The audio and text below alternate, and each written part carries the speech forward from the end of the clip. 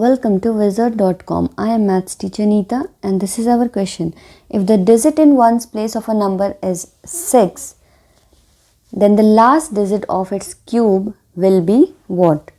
So it is given that ones place digit of a number is given as 6. Therefore, if we have to find the last digit of that number of its cube, then what we'll do is we'll cube this 6. So 6 cube is 216. So here we can see 6 is our last digit and here we have to find out the last digit.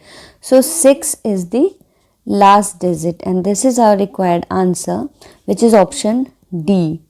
Therefore we can say that the answer is option D.